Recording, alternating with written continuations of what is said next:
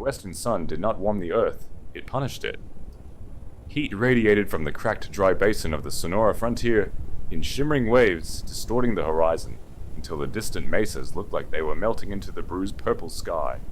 There was no wind today.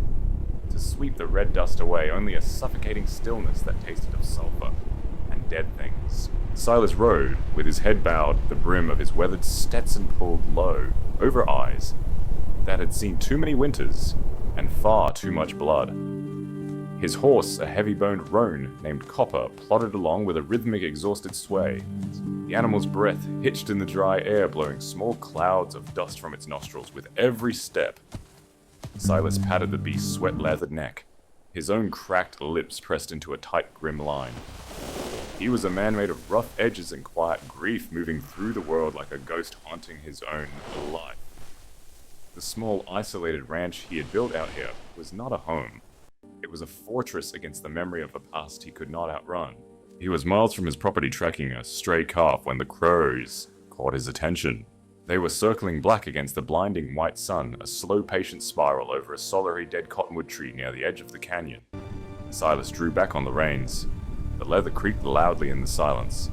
Copper tossed his head, a low whinny vibrating in his chest. Animals knew the smell of death before men did. Silas slipped his Winchester rifle from the saddle scabbard, the metal hot to the touch. He urged Copper forward at a slow walk. As the twisted branches of the cottonwood came into focus through the heat haze, Silas's chest tightened. It was not a calf. It was a woman. She was hanging upside down, bound by her ankles to a thick, jutting branch. Her dark hair cascaded toward the baked earth, thick with sweat and dust hiding her face. She wore the traditional buckskin of the Apache, though it was torn and stained with dark, dry ripples of blood. Her arms hung limp above her head, the fingertips brushing the scorched dirt. Silas stopped the horse a dozen yards away. His grey eyes scanned the surrounding breach, the rocky ridges, the dry creek bed. The tracks in the dust were fresh, maybe a day old. Heavy boots, horseshoe prints from heavy draft horses. This was not the work of a rival tribe. This was the work of white men, trappers or worse traders who dealt in human misery. They had left her here not just to die, but to suffer slowly, under the relentless gaze of the sun, letting the blood rush to her head until her heart gave out. Or the predators grew bold enough to take her. A dry rattle escaped the woman's throat. It was a sound so faint it could have been the wind, but it was enough. She was still breathing. Silas dismounted. His boots hit the dust with a heavy thud. He approached slowly, rifle, ready eyes darting to every shadow.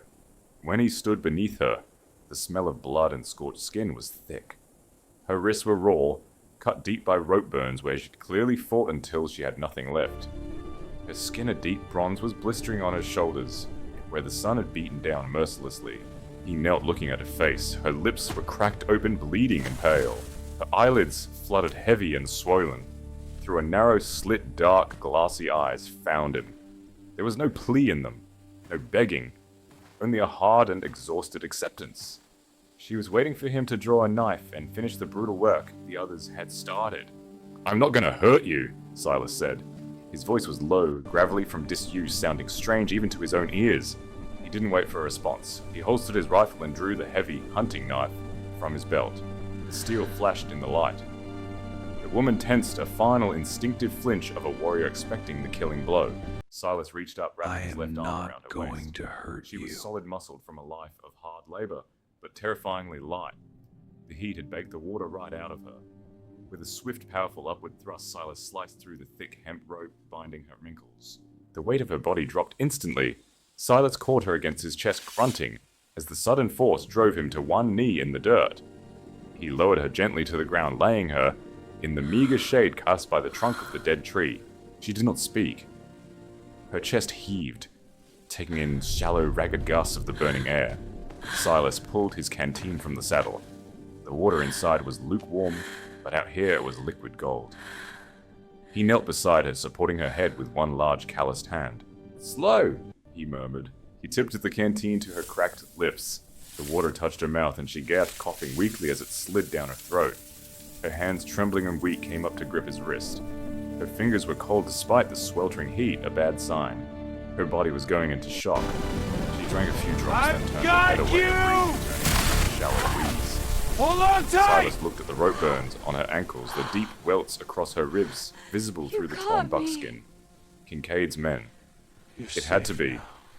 Only Kincaid operated in this territory with such blatant theatrical cruelty. Leaving a woman to die as a warning to the rest of the local tribes. He looked down at her. She opened her eyes fully this time. Deep, dark, and piercing. They belonged to someone who had lost everything but refused to surrender her pride. "Leave me," she whispered. Her voice was like dry leaves crushing underfoot. English heavily accented but clear. "They will come back." Silas capped his canteen. He looked out at the empty expanse of the desert, then back down at her. He had spent the last 5 years minding his own business, keeping his head down, ignoring the cruelty of the frontier because getting involved only brought graves. He had buried a wife and a child.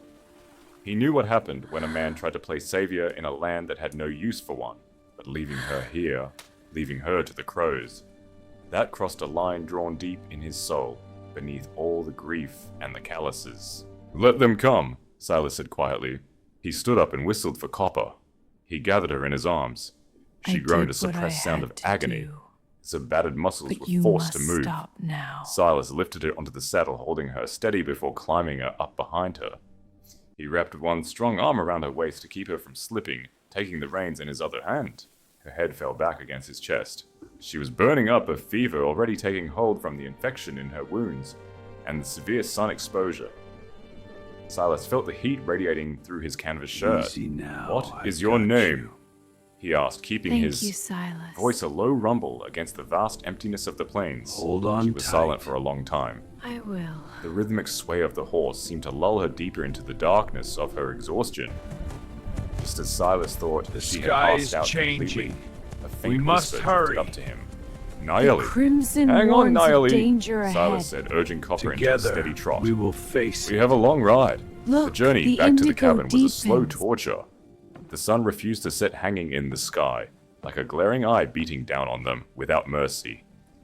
Silas kept his arm firmly around Nayeli, feeling her breathing grow shallower with every passing mile. The desert offered no comfort, only scrub-brush dead rocks and the occasional bleached bones of an animal that hadn't been strong enough. He gave her water twice more, each time she drank less. Her skin, which had been burning with the heat of the sun, was now beginning to turn clammy and cold.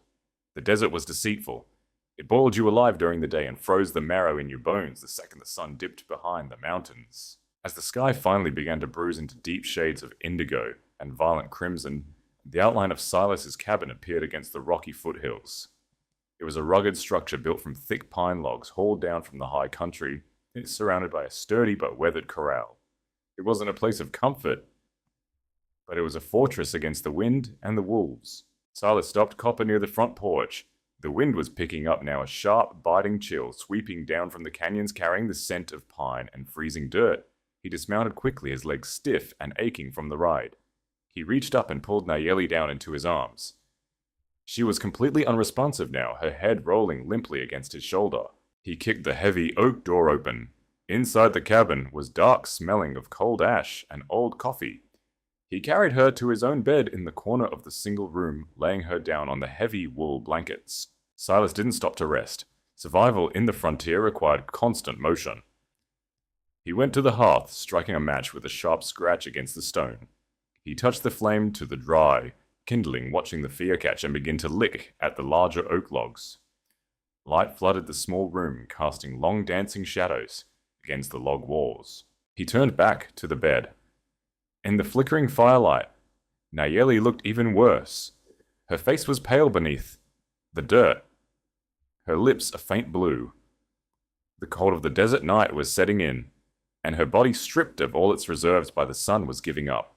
Silas pulled off his heavy leather duster and draped it over her. He knew the coming night would be a battle not with bullets, but with the invisible reaper that hovered over the frontier. He went to the water basin, breaking the thin film of ice that had already formed and soaked a clean cloth. He sat in the wooden chair beside the bed, leaning forward, the fire crackling in the hearth behind him. He wrung out the cloth and gently pressed it to her forehead, wiping away the dirt and the dried blood. He was a broken man sitting in a broken cabin watching over a broken woman, But as the wind began to howl outside, battering the thick wooden walls, Silas felt a strange, quiet resolve settle deep in his chest. He hadn't been able to save his family, but tonight he would not let the desert take this life, not while he had breath left in his lungs. The high desert did not simply cool down when the sun set, it froze with a sudden vicious hostility. The wind howled down from the jagged peaks of the northern ridge, a high, lonely shriek that battered the thick pine logs of Silas's cabin. It rattled the heavy wooden shutters and sought out every crack in the mud chinking, breathing invisible streams of frost into the small, dimly lit room. Inside the stone hearth was the only defense against the crushing cold. Silas fed another thick log of seasoned oak into the flames, watching the sparks swirl and pop like fireflies before vanishing up the black chimney. The heat radiated outward in a tight, desperate circle, casting long, wavering shadows across the floorboards. From the bed in the corner, a low, ragged moan broke the steady rhythm of the wind. Silas stood leaving the fire and walked over to where Nayeli lay beneath his heavy wool blankets and the leather duster. The fever had arrived. It was not a slow, creeping sickness, but a violent siege. Her body, having survived the brutal dehydration of the midday sun, was now warring against the infection blooming in her torn wrists and the deep sun-baked blisters across her shoulders. She was shivering uncontrollably. Her teeth chattered a sharp, fragile sound in the quiet cabin. Despite the freezing draft slipping under the door, a sheen of slick hot sweat coated her face and neck. As Silas touched the back of his rough hand to her cheek, her skin was burning dry and tight, radiating a heat that felt entirely unnatural. "A cold," she whispered, her head tossing weakly against the linen pillow.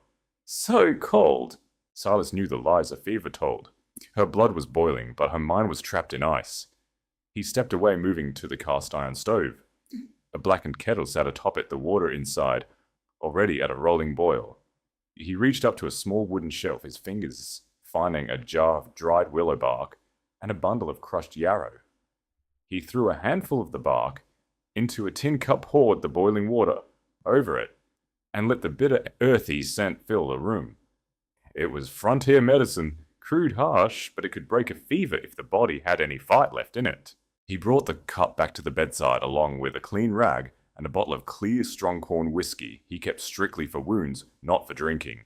"Nayeli," Silas said, his voice a low, steady rumble meant to ground her in the present. He slid a thick arm beneath her shoulders, lifting her slightly. "You need to drink this. It is bitter, but you need to swallow." She fought him for a moment, her delirious mind mistaking his strong grip for the hands of her captors. Her muscles bunched, and she let out a broken, breathless cry, her hands pushing weakly against his chest. "Easy," he murmured, his tone unchanging, calm as deep water. "You're safe. No one is tying you down. Just drink." His voice seemed to cut through the haze of her panic. Her thrashing slowed. Silas brought the tin cup to her lips, tilting it carefully. She swallowed, grimacing at the harsh medicinal taste of the willow bark, coughing as the hot liquid hit her raw throat. He managed to get half the cup down before she turned her head away, completely spent. Silas lowered her back to the mattress. Now came the hardest part. If he did not clean the deep rope burns and the lacerations on her back, the willow bark would not be enough. The infection would seep into her blood, and she would be dead before the sun cleared the eastern ridge. He pulled back the heavy blankets, exposing her shoulders. The buckskin dress was ruined stiff with dried blood, and dirt sticking to the worst of her wounds. He drew his hunting knife, the blade catching the firelight. With careful, precise movements, he cut away the torn fabric around her shoulders and back, preserving what dignity he could while accessing the injuries. The sight of her back made his jaw clench. The deep, agonizing red of sun-poisoned skin was broken by overlapping, vicious welts. A whip. Someone had taken a heavy leather whip to her before tying her to the tree. Silas uncorked the whiskey bottle. "This is going to burn," he warned the empty room, knowing she was too far gone in the fever to truly understand. He poured the alcohol onto the clean rag and pressed it against the deepest cuts. Nayeli's back arched off the bed. A raw, guttural scream tore from her throat, muffled only by her profound exhaustion. Her hands curled into fists, grabbing handfuls of the blanket as her whole body went rigid with the blinding pain. Silas held her down with a firm, immovable hand on her uninjured shoulder. "Hold on. Just hold on," he whispered. He worked quickly, mercilessly efficient, scrubbing away the dirt, the dead tissue and the poison of the desert. He cleaned the raw bloody circles around her ankles and the deep gouges on her wrists where she had fought the ropes. When the wounds were clean, he applied a thick paste of crushed yarrow to stop the bleeding and draw out the infection, binding her wrists and ankles with strips of clean white linen. By the time he finished, Nayeli was completely limp, gasping for air, her chest heaving. Beneath the blankets, Silas pulled the covers back up to her chin. He took a fresh cloth, dipped it in the basin of cold water, wrung it out and folded it across her burning forehead. He dragged the heavy wooden chair closer to the bed and sat down. His broad shoulders slumped. The adrenaline was fading, leaving behind a bone-deep weariness. He looked at his large calloused hands. They were trembling slightly. He hated fevers. He hated the helpless, suffocating wait in the dark, listening to someone fight for their next breath. 5 years ago in a cabin, much like this one further up in the high country, Silas had sat in a chair just like this. He had boiled the same willow bark. He had applied the same cold cloths. But the fever that took his wife Clara had been a quiet, creeping thief. It had stolen her away over 3 agonizing days, leaving Silas with a handful of dirt, an unmarked grave, and a silence that had consumed his life ever since. He looked at Nayeli, her head turned side to side, trapped in the nightmare of her delirium. Silas leaned forward, resting his elbows on his knees. "No one is selling you," he told her quietly, hoping the sound of a human voice would anchor her. "Kincaid." She breathed the name like a curse, her eyes squeezed shut. "He said, break the horse. Break the Apache." A tear, hot and fast, slipped from the corner of her eye, cutting a clean trail through the remaining dust on her cheek. Left me to the sun." Silas's grey eyes hardened into chips of flint at the mention of the name. Kincaid. The man ran a brutal trading post near the border, dealing in furs, whiskey, and sometimes people. He was a man who believed everything in the West had a price, and anything that wouldn't submit deserved to be broken. To take a proud Apache woman, whip her, and string her up in the desert sun to slowly die. It was a message. Nayeli suddenly reached out from beneath the blankets. Her hand bandaged and trembling grasped blindly at the empty air. Silas didn't hesitate. He reached out and took her hand. Her fingers were incredibly hot, but her grip was surprisingly strong. She clung to his hand like a drowning sailor gripping a lifeline in a storm. "I am here," Silas said. The words felt strange in his mouth. He hadn't said them to anyone in half a decade. "You are not in the sun anymore. You are under a roof. You are safe." She let out a long, trembling sigh. Her grip on his hand did not loosen, and Silas did not pull away. For the rest of the night, the frontier raged outside. The wind screamed through the canyon, throwing handfuls of frozen sand against the window panes like buckshot. The logs of the cabin groaned under the pressure, but inside the fire burned steady and bright. Silas did not sleep. He stayed in the chair, changing the cold cloth on her forehead every hour, keeping the fire fed and holding her hand whenever the fever dreams made her thrash.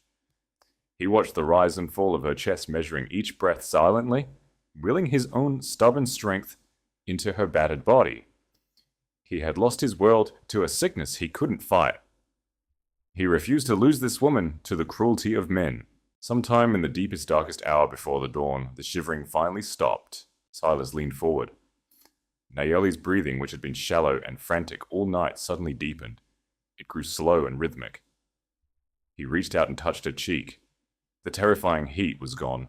Her skin was cool and the slick sweat had dried. The fever had broken. Silas let out a long, ragged breath he hadn't realized he was holding. He leaned back in the wooden chair, his muscles aching with a profound, heavy exhaustion. He looked toward the small, frosted window pane.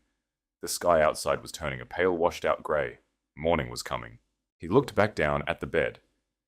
Nayeli's dark hair was spread across the pillow, her face peaceful in the quiet exhaustion that follows a battle won. Her hand was still wrapped loosely around 2 of his fingers. Silas closed his eyes, listening to the crackle of the dying fire and the steady, quiet sound of her breathing. For the first time in 5 years, the cabin did not feel like a tomb. It felt like a shelter. And as the first pale light of the western sun crept over the horizon, Silas allowed himself to drift into a deep, dreamless sleep, his hand still holding hers. The transition from near death to life is rarely graceful. It is a slow, agonizing crawl through a fog of pain where every breath feels like drawing glass into the lungs, and every movement is a stark reminder of the body's fragility.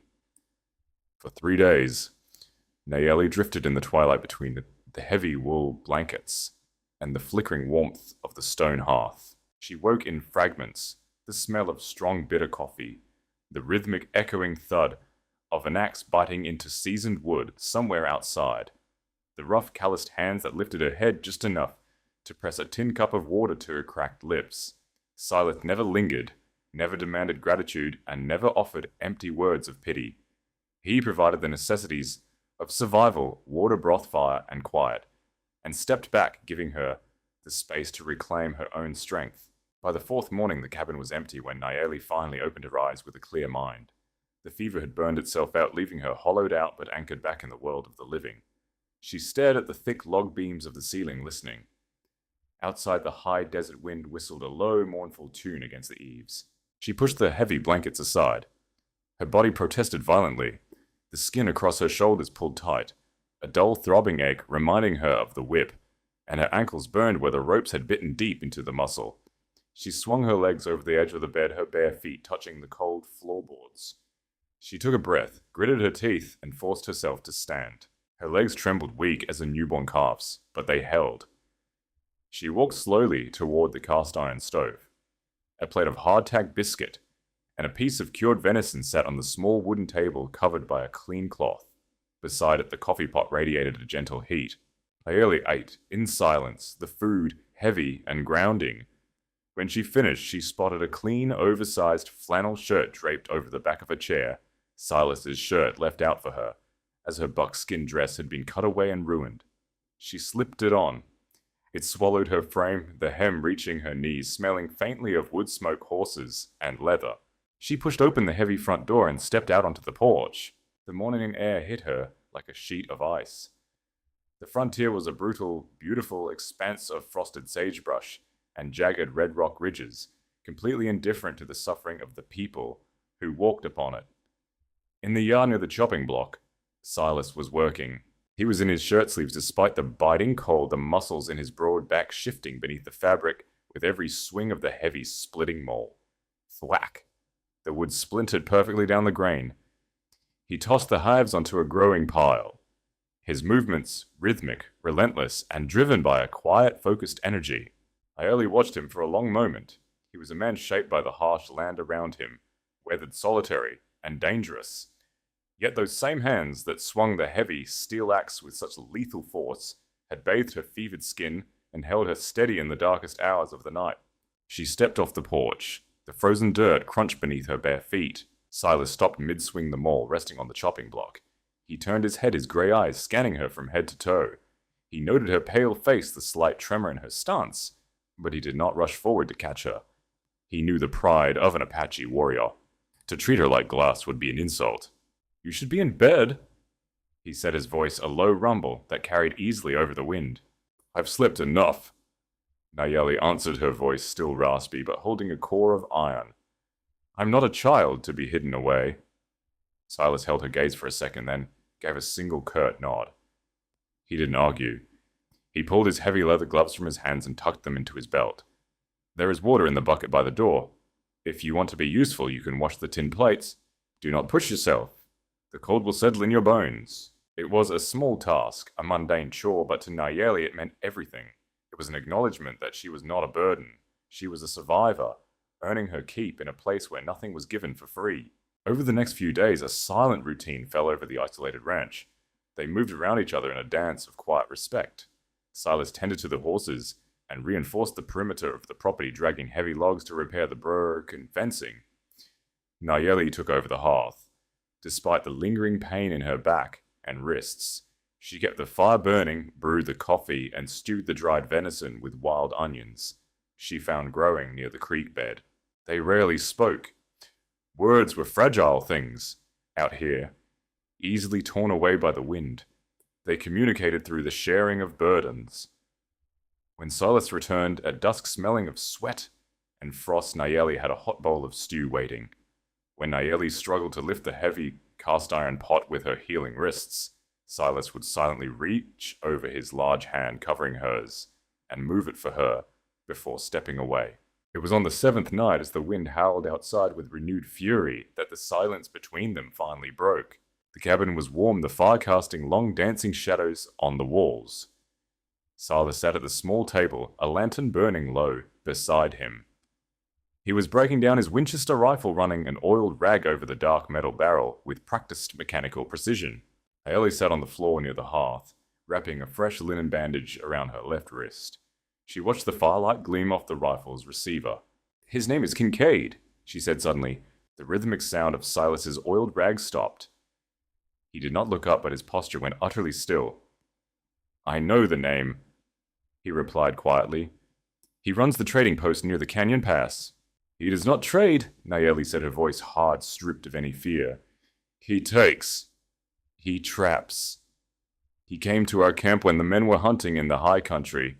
He brought whiskey and guns, looking to buy women for the silver mining camps down south." Silas's jaw clenched, a muscle feathering in his cheek, but he remained silent, letting her empty the poison from her soul. "I fought," Nayeli continued, looking down at her scarred wrists. "I took a skinning knife from his belt. I cut him. Here."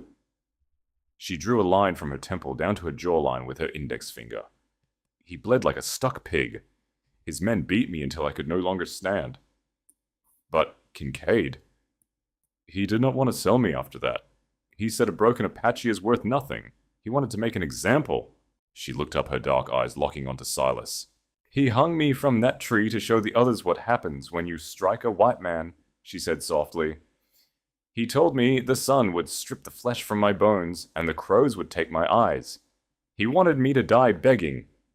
Silas slowly set the rifle barrel down on the table. He picked up the cylinder, his eyes dark and stormy like the sky, right before a flash flood. "You didn't beg," Silas stated. "It wasn't a question." Nayeli whispered. "I did not." Silas stood up. His massive frame seemed to fill the small cabin. He walked over to the hearth, towering over her. He reached around to the back of his belt and drew his secondary weapon, a beautifully balanced bone-handled hunting knife, sharp enough to shave wood. He knelt on one knee in front of her, bringing himself down to her eye level. He extended his hand, offering the knife to her handle first. Nayeli stared at it. In the lawless expanse of the frontier, handing a weapon to someone else was the ultimate surrender of dominance. It was a statement of absolute trust. "Kincaid is a dead man," Silas said, his voice dropping to a gravelly whisper that held more violence than a shouted threat. "He just doesn't know it yet. But until that day comes, you do not walk out that door without steel in your hand. You are not a victim here, Nayeli. You are the woman who survived the sun." She looked from the blade to Silas's eyes. Behind the stoic, hardened exterior, she saw the broken pieces of a man who had sworn to never let the darkness take another life in his presence. He wasn't just offering her a weapon. He was offering her his protection, his home, and his life. "Thank you," she whispered, her voice thick with an emotion she had sworn to never show a white man. Silas gave a single nod. He stood up, turning back to the table to reassemble his rifle. "Get some sleep," he said, the gruffness returning to his tone, masking the profound weight of the moment they had just shared. "The wind is changing. We have a storm coming." He meant the weather. But as Nayeli sat by the fire, running her thumb over the smooth bone handle of the knife, she knew he meant something else too. Kincaid was a proud, vicious man. He would not let his prize escape. He would send his trackers. He would find the empty tree. And eventually he would find this cabin. Nayeli looked at Silas's broad back as he loaded a brass cartridge into the Winchester. For the first time in her life, the thought of the coming fight did not fill her with the cold dread of dying alone. It filled her with the fierce, burning instinct to protect the man who had stood between her and the sun. The wild country never kept secrets for long. It was a land that recorded every intrusion, bearing the scars of passing men in trampled sagebrush, broken twigs, and disturbed earth. To a man who knew how to read it, the frontier was a map of impending violence. Silas was 3 miles south of the cabin, riding the ridgeline where the scrub oak gave way to the sweeping plains. The air was bitterly cold, the sky above a flat bruised grey that threatened snow before nightfall. Copper snorted his breath, pluming in thick white clouds. The horse shifted his weight, his ears pinning back flat against his skull. Silas drew the reins tight, bringing the roan to a dead halt. He sat perfectly still in the saddle, the collar of his heavy duster turned up against the biting wind. He listened. There was no howl of a coyote, no rustle of a jackrabbit. The natural hum of the desert had gone deathly quiet, silenced by the presence of predators. He dismounted, his boots crunching softly on the frost, hardened dirt. He walked a few paces down the slope, his grey eyes locked on the ground. There they were, tracks. They were fresh, the edges of the hoofprints crisp in the frozen mud not yet worn down by the wind. 3 riders moving in a wide, sweeping formation. Silas knelt, tracing the edge of one of the prints with his gloved finger. The shoes were heavy, crude iron, meant for draft horses, pulling freight wagons, not agile cow ponies. It was the distinct mark of Kincaid's men. They had found the empty cottonwood tree. They had seen the cut ropes. And now they were casting a net across the basin, looking for the man foolish enough to steal from a tyrant. Silas stood up slowly. He pulled his Stetson lower over his eyes. The wind shifted, and for a fleeting second he caught the faint, acrid scent of cheap rolled tobacco. They were close. Perhaps 2 miles to the east, moving methodically toward the foothills, toward the cabin. He swung back up onto Copper. He didn't spur the horse into a panicked gallop. Running only stirred up dust and drew the eye. Instead, he kept the roan at a steady ground-eating trot, weaving through the ravines and rocky outcroppings, moving like a shadow across the desolate landscape. When the cabin came into view, the smoke curling from the stone chimney looked less like a sign of comfort, and more like a beacon drawing wolves to the slaughter. Silas rode straight to the barn, dismounting smoothly. He didn't bother unsaddling Copper. He led the roan into the stout wooden structure, locking the heavy iron latch from the inside. He checked the water trough, and threw an extra forkful of hay into the stall. If the barn caught fire tonight, the horses would panic, but there was nowhere else to put them. He strode across the frozen yard, his boots hitting the porch steps with a heavy, deliberate rhythm. He pushed the oak door open. Inside the cabin was warm smelling of roasted coffee and the wild onions Nayeli had found. She was standing by the stove, stirring a cast iron pot. As the door swung shut behind him, she turned. The bone-handled knife Silas had given her was already gripped tightly in her left hand, a pure warrior's reflex. She looked at his face. The soft, quiet homesteader who had chopped wood that morning was gone. In his place stood a man whose eyes were as cold and unforgiving as a winter storm. The muscles in his jaw were locked, and his posture held the terrifying stillness of a coiled rattlesnake. Nayeli didn't ask if something was wrong. In the Apache way, asking the obvious was a waste of breath. She simply set the wooden spoon down and waited. Silas walked past her, heading straight for the heavy oak table in the center of the room. "They are in the basin," he said, his voice a low, gravelly rumble that barely carried over the crackling fire. 3 scouts. They are moving west. They will find the tracks leading up the ridge before the sun goes down. Once they do, they will ride back to the trading post and bring Kincaid and the rest of the gang. He walked over to the floorboards near the bed, pried a loose plank up, and pulled out 2 heavy wax-sealed wooden boxes. He carried them to the table and pried the lids off with his hunting knife. Inside, rows of brass point .44-40 cartridges gleamed dully in the firelight. "I've packed a saddlebag," Silas said, not looking at her as he began to unbox the ammunition. "Jerky hardtack, 2 canteens, and a heavy wool blanket. You will take the mule. She is stubborn, but she is sure-footed in the dark. There is a canyon pass 5 miles north of here. If you ride hard, you can lose them in the high country rocks before they even know you were here." He turned, pointing toward the heavy coat hanging by the door. "Put it on. You leave now." Nayeli did not move toward the coat. She stood by the stove, her dark eyes fixed on him, unblinking. The firelight cast sharp, fierce shadows across her cheekbones. She had survived a hanging, a whipping, and a fever that should have boiled her brain. She had not endured all of that just to run like a frightened rabbit in the dark. "No," she said. The word was quiet, but it struck the floorboards like an anvil. Silas paused, a handful of brass cartridges in his palm. He looked at her, his brow furrowing in deep frustration. "This is not a negotiation. Kincaid is bringing a small army. This cabin is strong, but it is just wood and stone. And when they come, they will burn it, and they will kill anything that crawls out. I'm giving you a way out. Take it." Nayeli took a step forward, the oversized flannel shirt shifting around her frame. She raised her left hand, the blade of the bone-handled knife catching the light. "You gave me this," she said, her voice steady and resonant. You gave me steel and you gave me back my life. In my tribe, when a man sheds his own blood to save a warrior, their lives are bound. You bought this war for me, Silas. I have nothing left to lose, Silas countered, roughly turning back to the table, his chest tightening with the ghost of a memory he couldn't shake. He remembered trying to push his wife away when the fever came trying to save her failing. My life is a ghost story. You still have breath in your lungs. Go! Nayeli walked right up to the table. She reached out her hand covering his, stopping him from loading the rifle. Her skin was warm, her grip firm. Then do not lose me, she whispered fiercely. Silas looked up, his breath catching in his throat. In her dark eyes, he saw no fear of death. He saw pride. He saw a fierce, unyielding loyalty that the brutal frontier had failed to beat out of her. She was offering to stand in the fire with him, not out of obligation, but out of choice. I do not run, Nayeli stated, her gaze holding his, refusing to let him look away. I am Apache. I fight with you. If the sun could not kill me, Kincaid's men will not either. For a long, agonizing moment, Silas stared at her. The wind howled outside, throwing a spray of freezing rain against the window pane. He looked at the hand covering his. Then slowly, he let out a harsh breath, the tension in his shoulders dropping just a fraction. He turned his hand over his rough fingers, briefly gripping hers in a silent pact. All right, he grunted. Then we make them pay for every inch of dirt they try to cross. The atmosphere inside the cabin shifted instantly. The argument was over, the preparation began.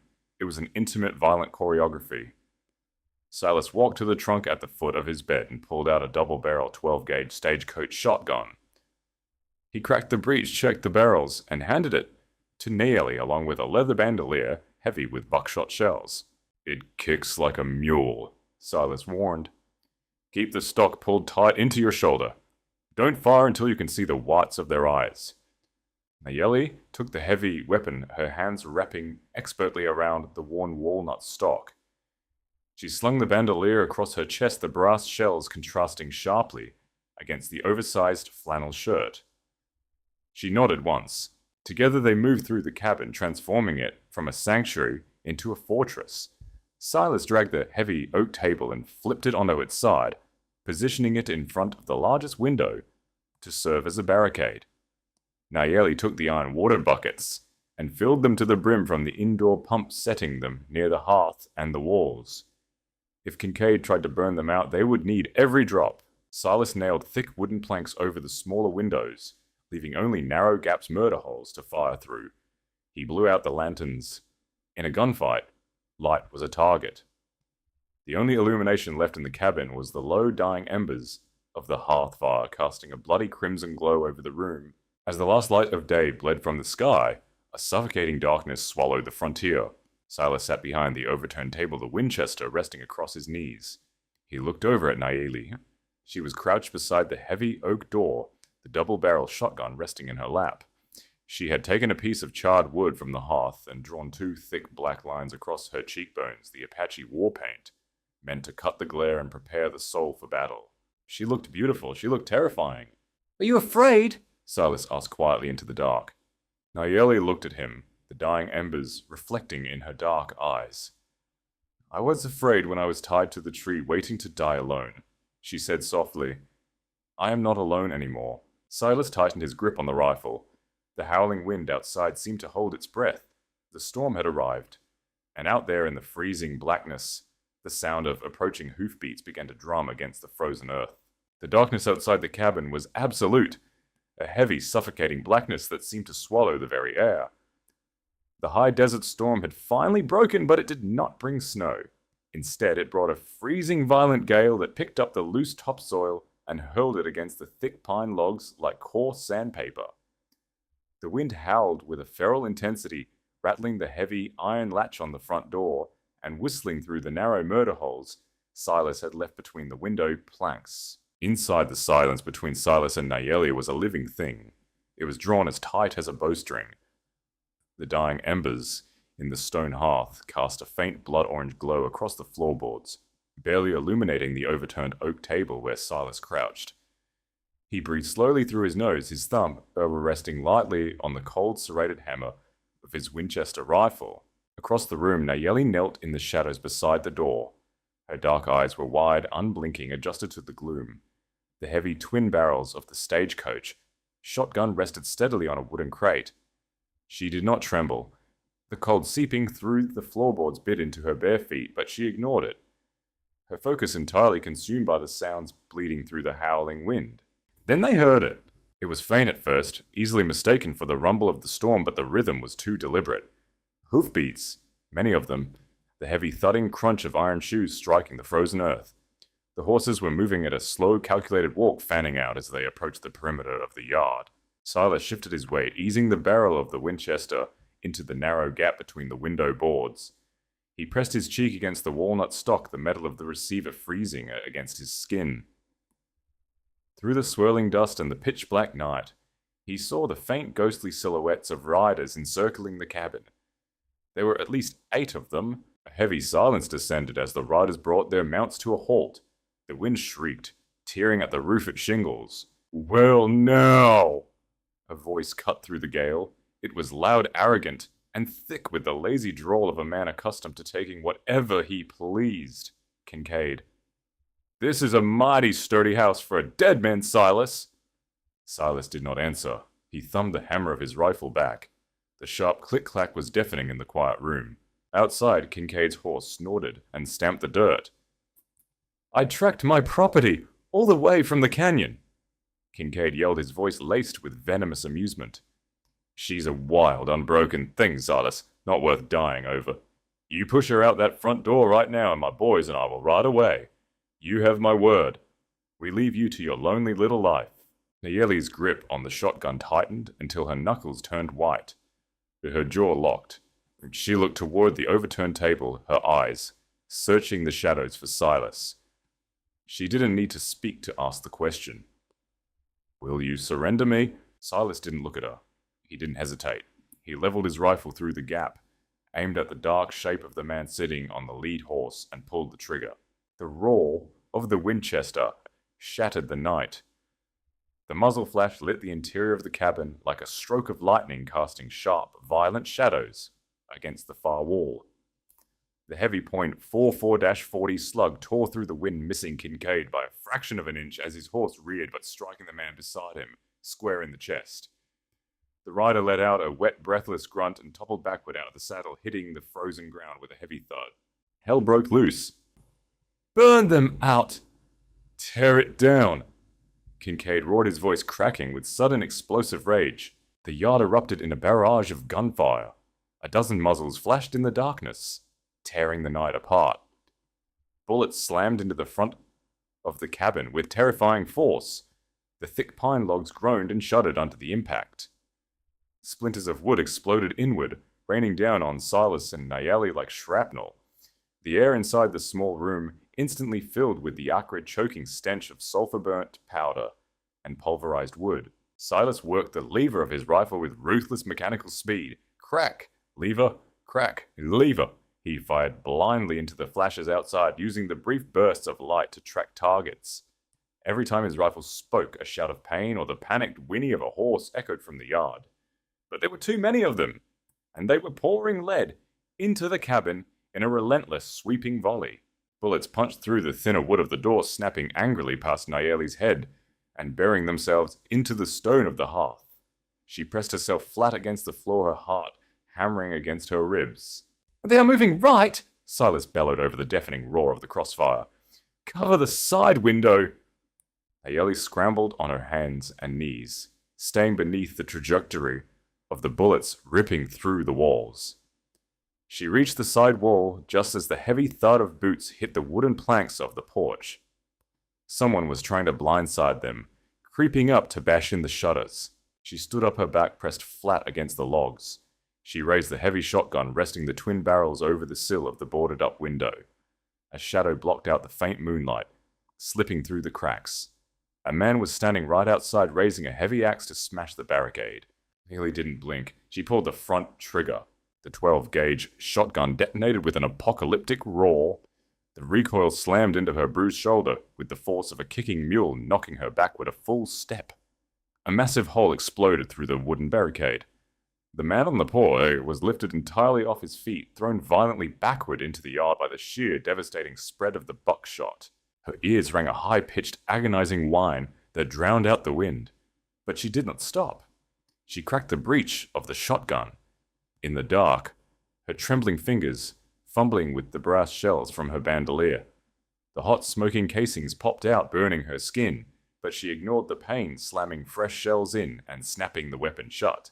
Outside, Kincaid's men realized they were not fighting a frightened farmer. They fell back into the brush using the rocks and the water trough for cover, unleashing a steady, suppressing fire. The cabin was being chewed to pieces. The air was so thick with gun smoke it burned the eyes and lungs, tasting of copper and ash. Then the true nightmare began. Through the cracks in the walls, an eerie, flickering orange light began to grow. It danced wildly in the gale. "Torches!" Silas yelled, coughing as the smoke thickened. "They're going for the roof!" A flaming bundle of oil-soaked rags and dry pitch sailed through the air landing, with a heavy thud on the wooden shingles above them. In the dry, freezing wind, the old wood of the roof would catch in minutes. Once it did, the cabin would become an oven, forcing them out into the crossfire. "Get the water," Silas ordered, tracking a target outside and firing again.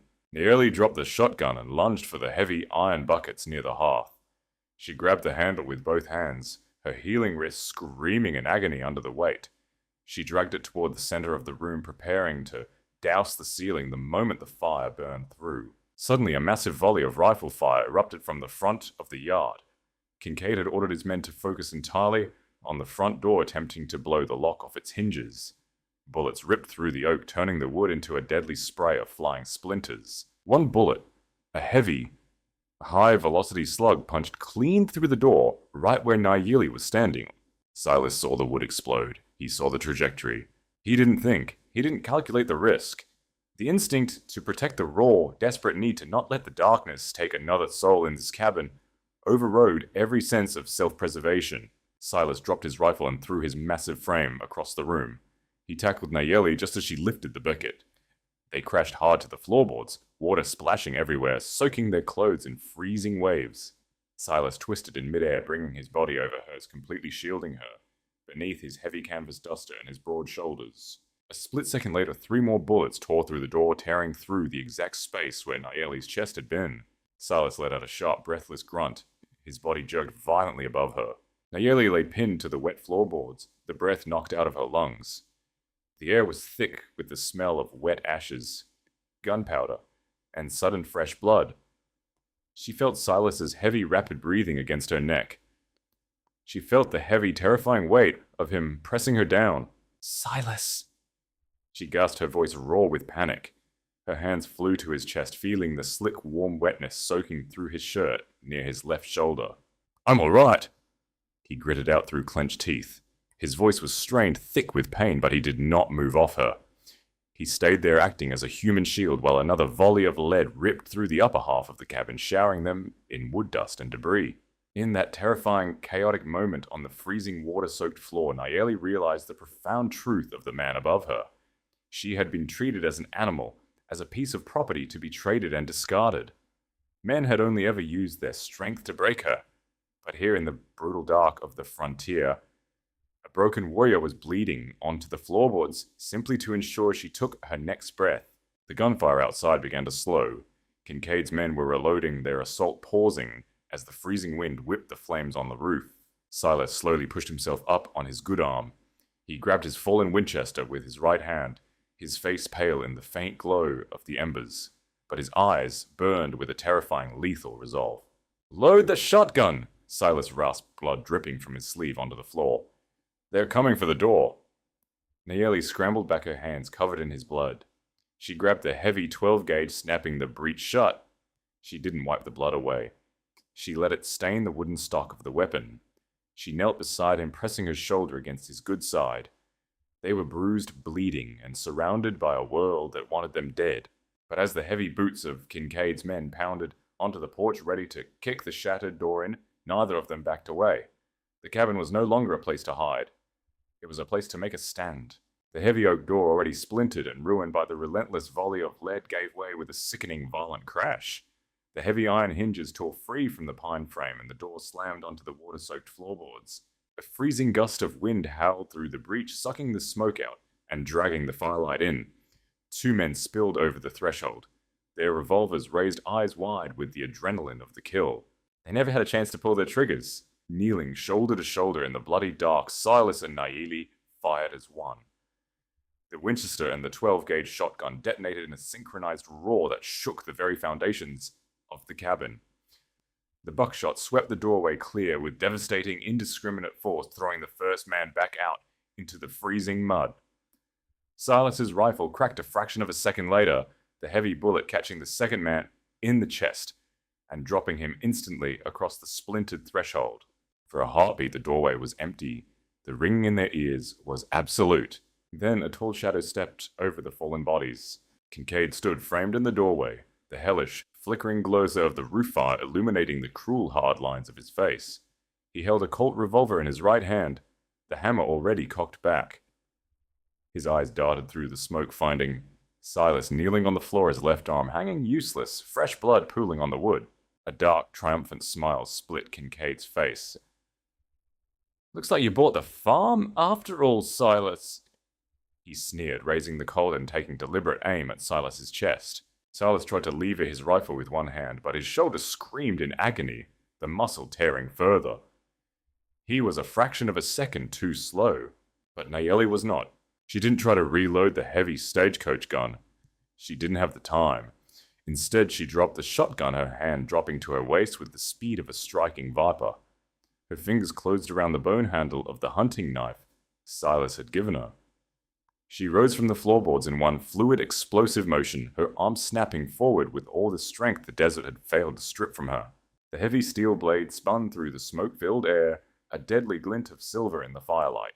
It sank deep into Kincaid's right shoulder, biting straight through his heavy leather coat and burying itself to the hilt in muscle and bone. Kincaid let out a sharp, breathless shriek. The Colt discharged wildly into the ceiling as his arm went completely numb. He stumbled backward, clutching at the handle of the knife protruding from his shoulder, his eyes wide with sudden, uncomprehending shock. He looked at Nayeli. She was standing tall amidst the ruin of the cabin, the war paint stark. Across her cheekbones, her dark eyes blazing with a fierce, untamed fire. She was no longer the broken, dying thing he had strung up in the sun. She was the wrath of the frontier itself. Silas found his grip. He braced the Winchester against his knee, worked the lever with a sharp jerk, and aimed center mass. "Get off my land!" Silas growled, his voice a low, terrifying rumble that carried over the storm. Kincaid looked down the dark, yawning barrel of the rifle. The arrogance bled out of him in an instant, replaced by the cold, biting reality of his own mortality. He backed away, his boots slipping in the mud and the blood on the porch. He turned and stumbled into the darkness, shouting frantically for the surviving members of his gang to mount up and retreat. The sound of panicked hooves tearing at the frozen earth echoed through the yard, fading rapidly into the howling wind. They were running. The siege was broken. Silence thick and ringing descended upon the cabin. Silas lowered the rifle. The adrenaline that had kept him upright suddenly vanished, leaving only a crushing wave of pain and exhaustion. He slumped back against the heavier pine logs of the wall, his breathing shallow and ragged. He looked down at his left shoulder. The canvas duster was soaked through dark and slick. Above them, the crackle of the burning roof grew louder. Nayeli didn't hesitate. The enemy was gone, but the fire remained. She grabbed the heavy iron bucket they had filled earlier, struggling under its weight, and threw the water upward toward the ceiling where the pitch was burning through the cracks. The water hissed violently against the hot wood, creating a thick cloud of steam. But it wasn't enough. The flames were already spreading across the dry shingles outside. And then the frontier offered its brutal, unpredictable mercy. The freezing wind outside abruptly shifted, dropping the temperature in a matter of seconds. The driving, freezing rain turned into a sudden, massive deluge of heavy, wet snow. It fell in thick, suffocating sheets, blanketing the valley and smothering the flames on the roof under a layer of crushing, freezing white. The fire hissed, sputtered, and died, leaving behind only the smell of charred pine and wet ash. Nayeli dropped the empty bucket. She fell to her knees beside Silas. He was pale, his grey eyes glazed with pain. He tried to offer her a reassuring nod, but it turned into a grimace. "You Throw a knife better than any man I've ever met. He breathed a weak, raspy attempt at a chuckle catching in his chest. Do not speak, Nayeli commanded gently, her voice steady, though her hands trembled slightly as she reached for his torn coat. The roles had completely reversed. Days ago he had sat by her bedside, pulling her back from the edge of the dark. Now she was the one holding the line. She carefully peeled the heavy canvas and the blood-soaked flannel away from his shoulder. The bullet had passed clean through the fleshy part of his upper shoulder, a painful, bloody wound, but it had missed the bone and the vital arteries. She moved with the same quiet, ruthless efficiency he had shown her. She dragged out a bottle of corn whiskey from the overturned table and grabbed a clean strip of linen from the chest. This will burn! She echoed the words he had spoken to her, her dark eyes meeting his. Silas gave a tight nod, bracing the back of his head against the log wall. Nayeli poured the whiskey over the open wound. Silas's entire body went rigid. A sharp hiss escaped his clenched teeth, the muscles in his neck standing out like thick cords. But he didn't cry out. She quickly applied a handful of the crushed yarrow to staunch the bleeding, pressing it firmly into the wound before wrapping the linen tightly around his shoulder and chest, binding his arm to his side to keep it immobile. Her hands were gentle, smoothing the fabric with a care that spoke of a deep, unspoken tenderness. When she finished, she sat back on her heels, her breath coming in slow, exhausted sighs. She looked around the cabin. The door was gone. The windows were shattered. The table was overturned and the floor was covered in mud water and bullet casings. The sanctuary was in ruins. But as she looked back at Silas, she realized something profound. A house is just wood and stone. A home is the person who bleeds for you. Silas reached out with his good right hand.